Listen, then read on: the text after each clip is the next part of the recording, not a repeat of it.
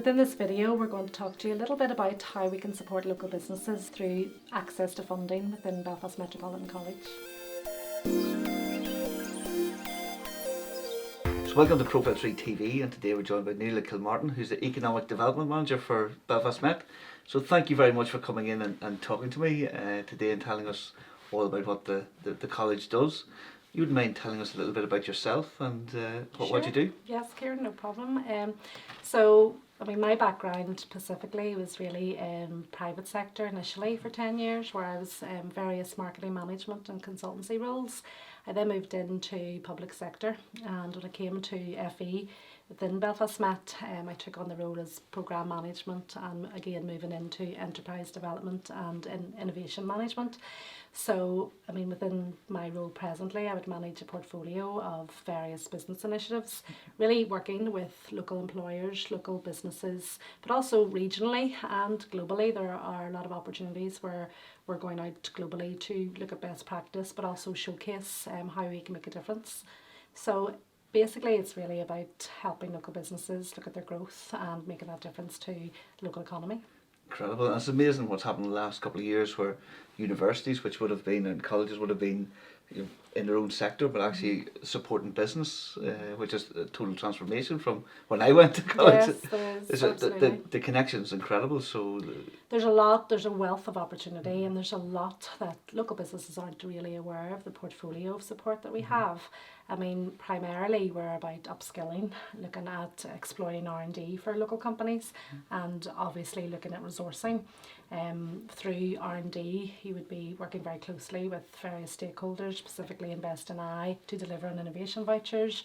Through resourcing, we're looking at obviously working very closely with our government, with the Department for the Economy, to support FDI companies coming in on the assured skills model. So we're designing curriculum, we're delivering high-end emerging technology curriculum, and again, looking from an upskilling point of view, we're really developing that appetite for innovation, working with SMEs really to look at ideation and how we can help the new product development process. So there's a lot going on, so we're always looking to encourage new blood to come talk to us. Amazing. So if businesses were watching this and were wondering, is the Belfast Met a place that I could go and get some help? So you've got as you mentioned, you're just describing some of the programmes.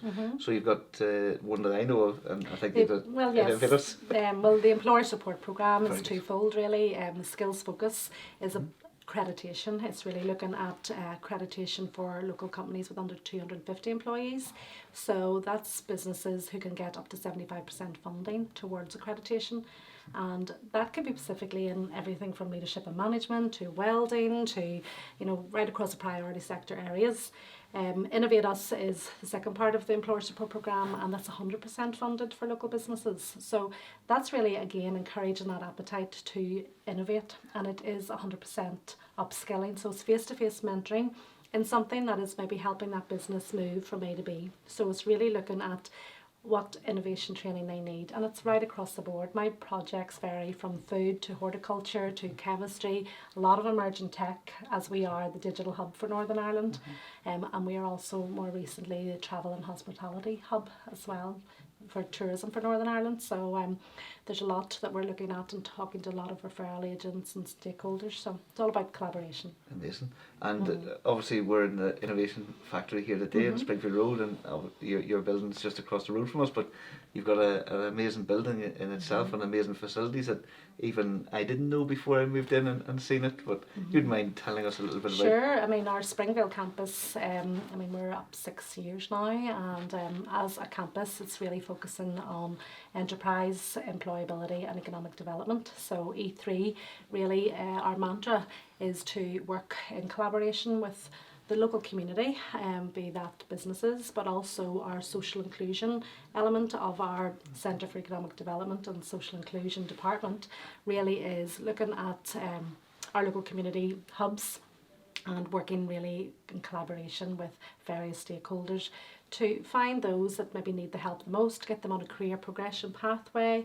There's 4 key areas specifically in E3 that we're more focusing on would be probably some of our hospitality with our kitchens and our facilities, but also our TV production, radio production facilities. We have renewables and sustainability support there, as well as the software and the Macs and VR, green screen, etc. So there's a lot of facilities, as well as 10 incubation units, and a huge opportunity to engage for showcasing and commercial hire. Incredible. So really focused actually in the improving the business development of companies as well in the local area. And so can anyone from, they don't have to be based in Belfast? Oh no, it's open for all. You know, obviously we do host a lot of local events, but a lot of international, a lot of FDI. You know, I mean, our catchment area even for students and graduates right across Northern Ireland as well. So, Incredible. and as for the businesses. Amazing. And I know that you're so close to commercial while still in the sector you're in, and you've probably seen a lot of things that young companies have done, mistakes that they've made as they're starting up. Yes. Is there any tips or advice or things you've seen that maybe we could take note of?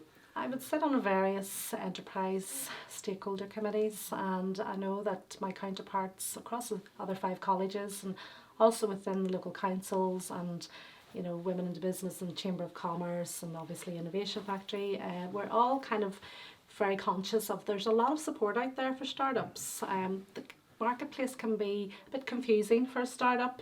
There is duplication on various programs. It's, as I said, is quite confusing who to speak to, when, what program to be on. So that whole entrepreneurial ecosystem is under review at the moment across the council areas, but you know, we're just trying to make that approach simplify that approach and really look at perhaps a one-stop shop, educated signposters, so startups know who to speak to when, and not to be on too many programs at the one time, because this is what's happening. They're kind of trying to do their day-to-day operational, but at the same time, oh, I'll jump on that program and get that support. So they're totally spreading themselves too thin, and you can take your eye off the ball. Exactly. No, and I know when I first met you, actually, I remember the day as if it was yesterday, meeting you and having to sit down and chat, and what actually really blew me away is how commercial you were, and the advice you were talking about is actually so true, so solid, yeah. So I guess you've worked in many different sectors as well, so you see different strategies working in different sectors. Yes, I mean, coming from the private sector, obviously there's different motivations in terms of where we are in the public sector at the moment, and there are complexities, there's pros and cons. I mean, my outlook on that is really about still the need for good, effective workforce, and that is about retention and people development. So we're in the right place in order to hone in on that, to support local employers with their staff retention and effective workforce.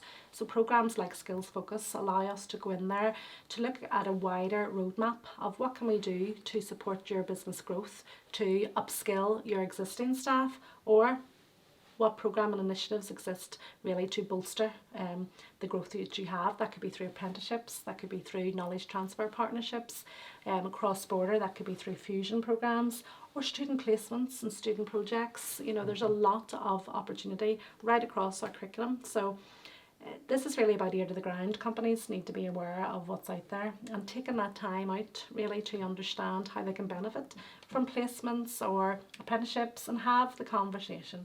It's really just a call for action to come speak to us. Exactly, and I when I think of it, I see the help you offer is kind of like creative, innovative, across the board consultancy that really helps businesses think outside the box. That, as you say, take the breather and come out and see what's out there.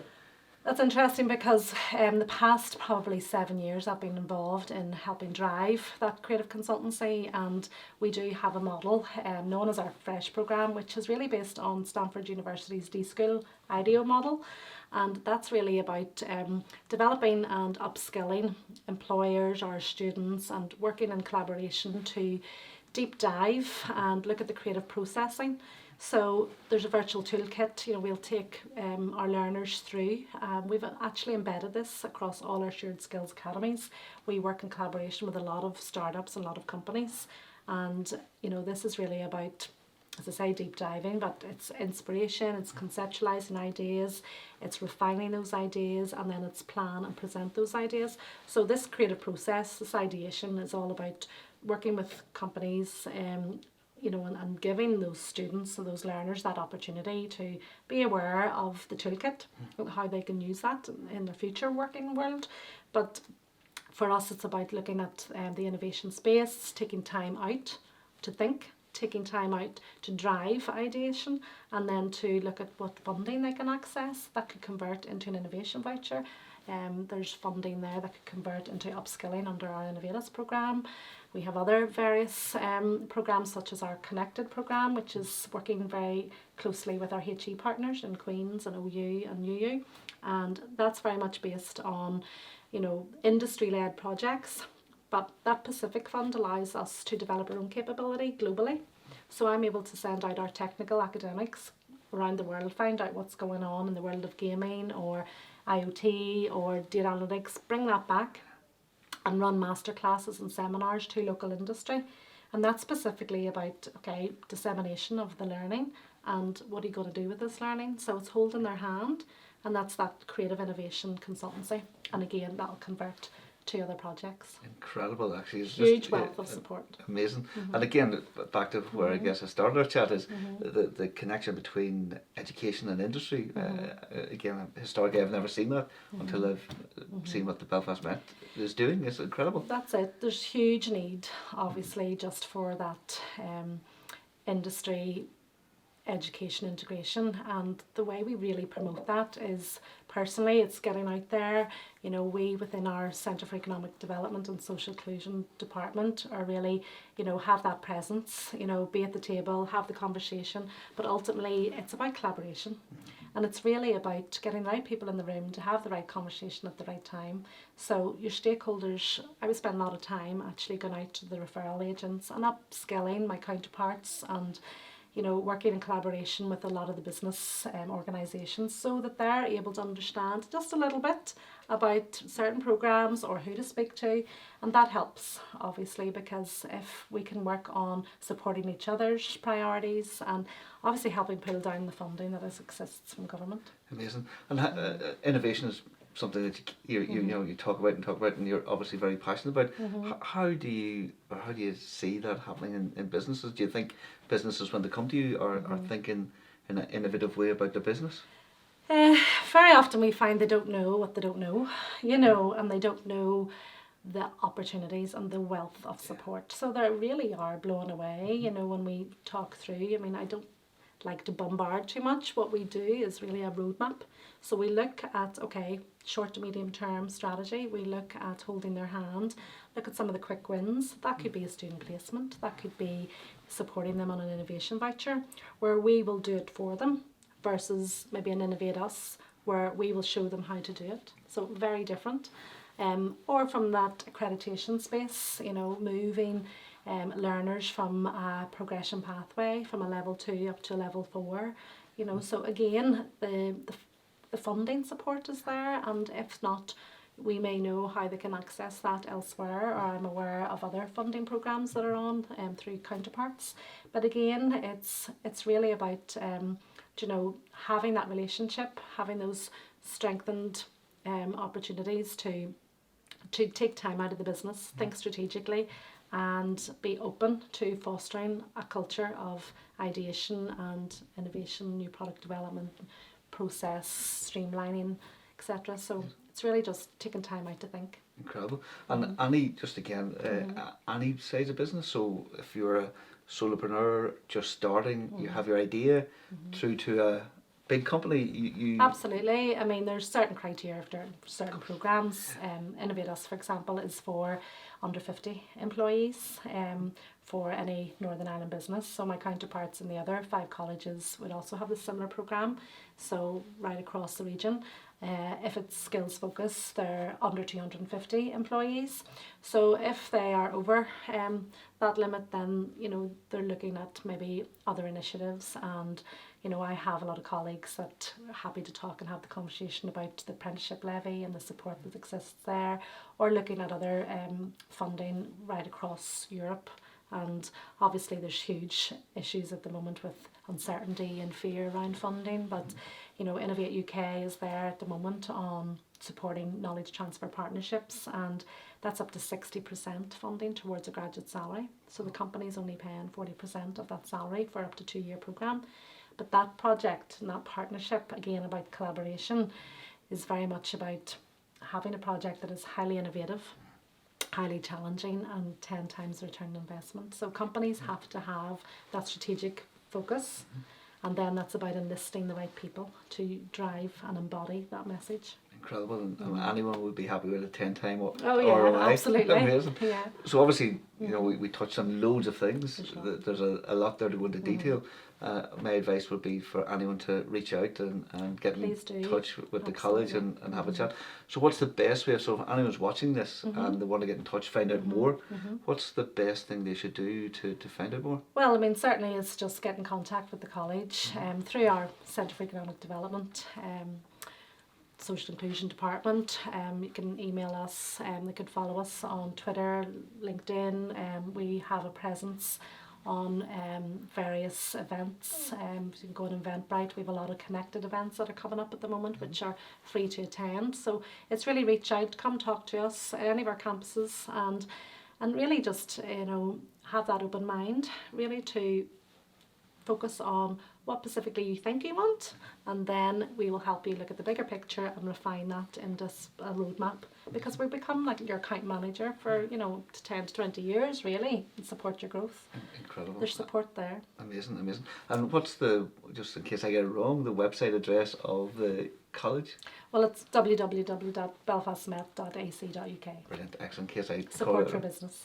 Excellent. So what we'll do is we'll have all the links. So anyone watching this video, make sure you click on the links below and visit the Met website, and we'll have the email address and the phone numbers as well across the video if you're watching the video, and in the article as well. So Nuala, thank you very much for coming in today. No and problem. Thank you. what's next? My last question. And what's next for the Belfast Met and how integration with businesses and support? There's a lot going on, obviously, and yes, there are uncertain times ahead. However, we've been very fortunate to secure additional funding for the likes of the Employer Support Programme, and I work very closely with my Invest in I partners and the local councils, so we are aware that there's a lot of business support continuum going on. For us, yes, our message is always going to be about leading the city to work. It's always going to be about career pathways, and again, it's that integration of business and industry, academic support. So, if you haven't engaged with us, please do and have that conversation. Amazing. So thank you again for your time. Really appreciate it. Thank you. And thank you for watching. So make sure you do check out the links and get in touch with Belfast Met and Nuala and her team and see what support is available for you. So I can stand over and say there is some amazing facilities and amazing support packages. So do check it out. And that's us for today. This is Kieran from ProfileTree, the content marketing agency, coming to you from the Innovation Factory in Springfield Road, and hopefully we'll see you in tomorrow's video. Thank you.